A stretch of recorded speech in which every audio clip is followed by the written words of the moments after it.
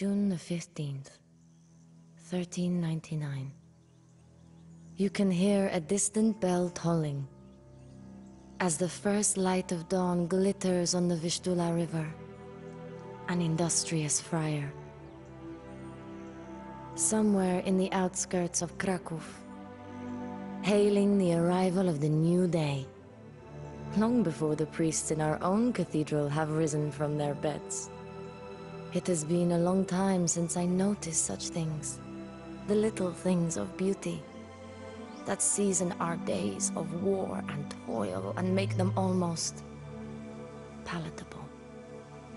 But as I lie here, counting the days until the arrival of my first child, I notice them more and more. Perhaps they never went away. Perhaps being confined to this bed has simply opened my eyes to them again. Better is a handful of quietness than 2 hands full of toil and a striving after wind. As I write these words of the preacher, the mighty bells of Wawel Cathedral finally toll for the morning. Incredible, really, how the sound of those bells is wedded both to the worst and the most wonderful memories of my life. I came to this city when I was 11 years old. A lonely princess from Hungary, surrounded by guards, a stranger in a strange land. This kingdom of Poland, which my late father had left as my inheritance, was a country on the brink of ruin. A civil war raged, with every duke and petty lord laying claim to the throne, and my hand in marriage as his queen. It was not a prospect I longed for, but, on the other hand, coming here meant that I would finally get to meet William again. My William, the Habsburg Prince of Austria. We had been promised to each other since before I could remember. Once I sat upon the throne of Poland, we would be wedded at last. As the mountains came to an end, and the bells of Wawel Cathedral sang from Kraków in the distance, it was him I thought of. What I wouldn't give to be so young and naive again.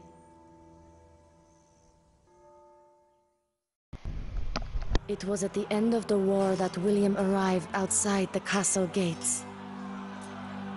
When I heard the news, it was as though a pulse of sunlight came from my heart, and I ran to meet him, only to see him surrounded by my own guards. I threw myself at the gate, but the guards pulled me away, and William disappeared in a crowd of uniforms and glittering steel. The Archbishop, his otherwise kind eyes, gray and hard, spoke almost in a whisper, as if the words stung his throat. Your marriage to Prince William has been annulled, my queen. We have found a more suitable king for Poland. His name is Jogaila, Duke of Lithuania. I felt my heart shatter.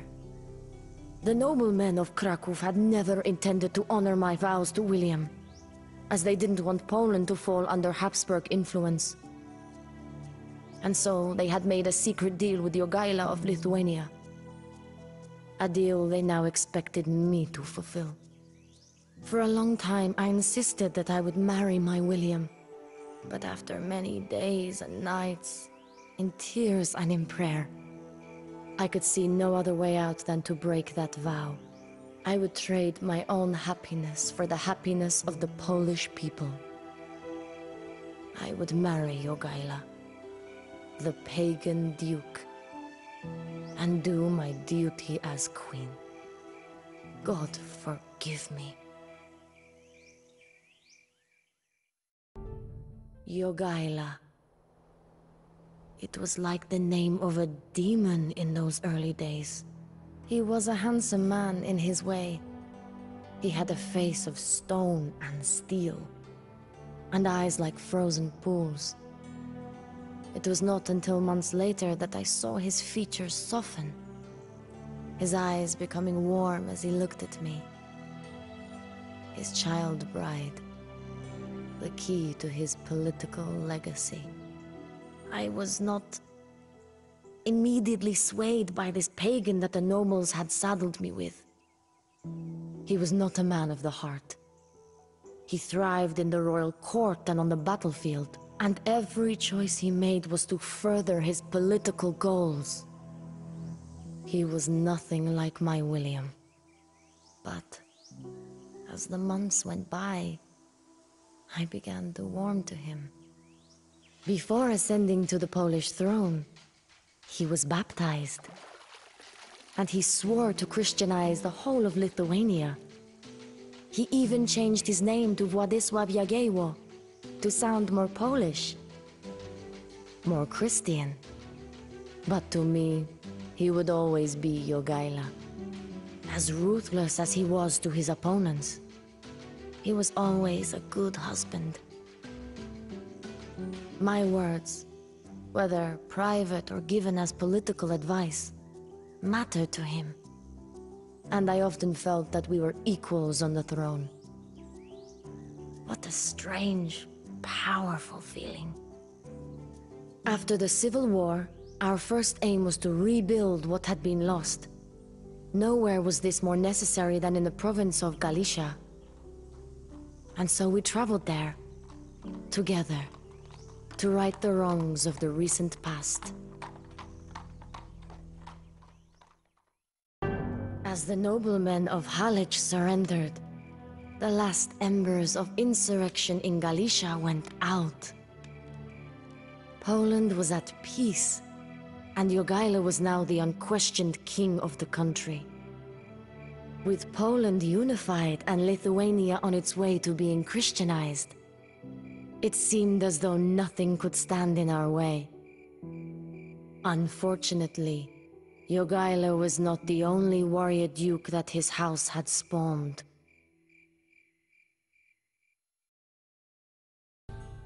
Since a king's word is supreme, who can say to him, "What are you doing?" So says the preacher. Vytautas, Jogaila's cousin, disagreed. Back in Lithuania, he was building an alliance of noblemen who would rather have him as duke than Jogaila. And people were flocking to him. Many of the Lithuanian nobles were disillusioned with Jogaila's reign. The few times the king went back to Lithuania, he spent his days converting the people to Christianity en masse and burning pagan holy sites. The things we do for the Pope's approval. Vytautas was no pagan zealot, but he knew an opportunity when he saw one.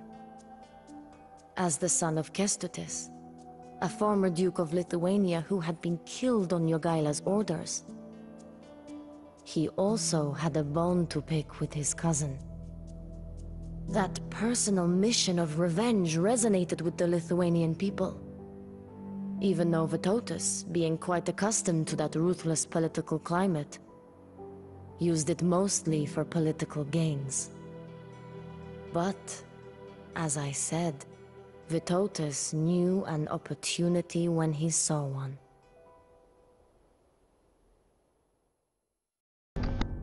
Vytautas, much like Jogaila, was at heart a pragmatist. Apparently that is what they called themselves.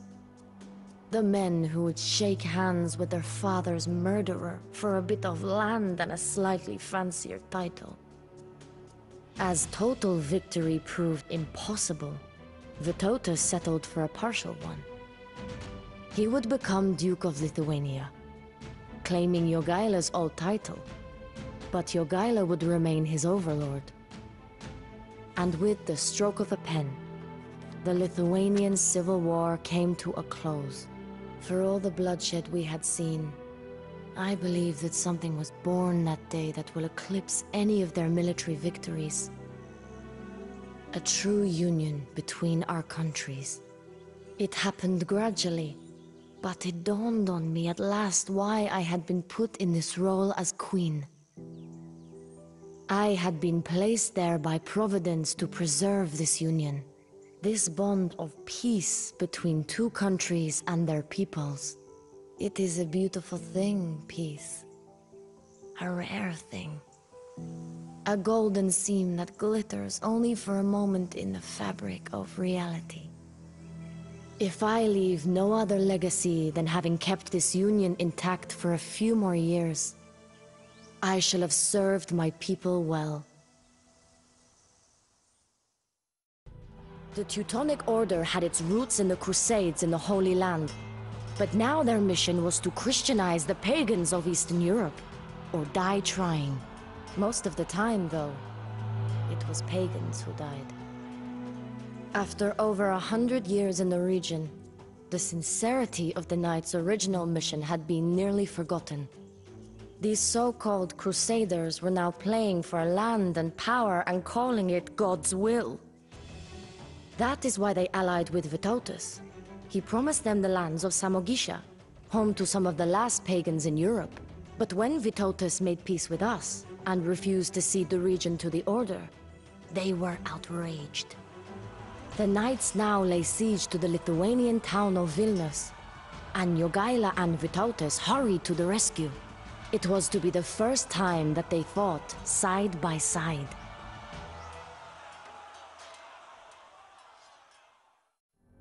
On that day, the combined forces of Poland and Lithuania drove the Teutons back to their Prussian domains.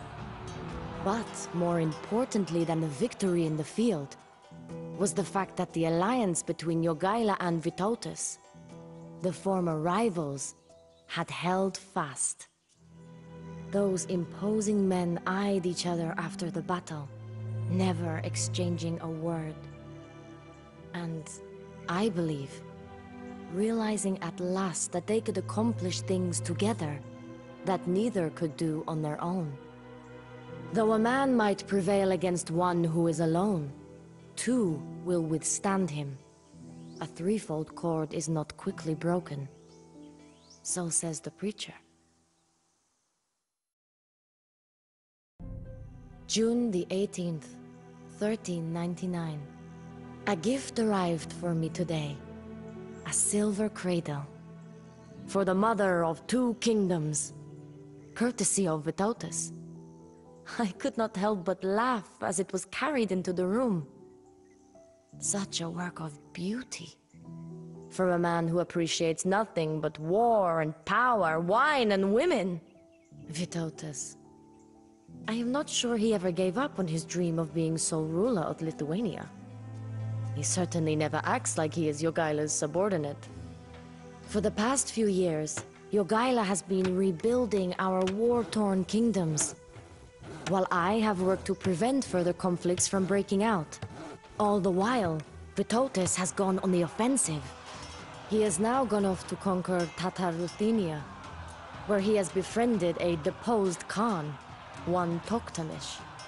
Together, he claims, they are going to conquer their way to the Black Sea.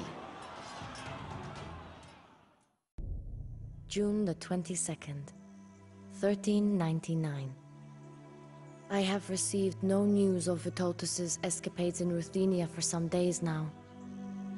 I pray that he is successful. And yet, I fear that his insatiable hunger for power will be the downfall of everything I have striven for. But for now, I must not worry about Vytautas. I have more pressing worries. And my mind is racing with fear and anticipation. My body swells and aches and changes. To walk is exhausting, and to lie down is no relief. For days I have written in this journal to keep my mind occupied. But now I can barely even do that. Any day now, I will give birth to my first child, Jogaila's firstborn. The heir of two kingdoms, whose union I have worked so hard to foster. I look out of the window, breathing the crisp morning air. Kraków is beautiful in its thin dress of mist and sunlight. The Vistula glitters. Birds sing their praises to God, from trees and bushes and tufts of grass. And for just a short moment, it seems as though every thread in the fabric of reality is made of gold, glowing and glittering like never before. Any day now. June the 3rd, 1410. It has been years since I last entered this room. I always expect her to be lying there, with our daughter on her breast, in that bed now covered with dust. Smiling, glowing the way only they can who know in their bones that their days on earth are numbered. My Jadwiga. Her heart was broken one time too many after our daughter died, only 4 days old. Jadwiga was sick with grief, and with a fever that would not pass. But despite it all, she held true to her duty through that youthful twilight. She told me to marry again, to marry a granddaughter of the legendary Polish king Casimir the Great. This, she said, would strengthen my claim to Poland's throne once she was gone, and prevent another civil war. I had broken her heart when I took her from Prince William. I had broken it again when the child I gave her died in her arms. To obey this desire was the least I could do. She died just 2 weeks after our daughter. Much has changed since then. Poland and Lithuania have grown stronger together. Now, the time has come for us to not only survive, but to conquer our old enemies. We are at war again with the Teutonic Order. But we no longer cower from their discipline and military prowess. We strive to match it. We march now on Marienburg, the Teutonic capital. Once the dust settles on the ruins of that fortress, the union of Poland and Lithuania, the wedding ring of Jadwiga, will stand stronger than ever before.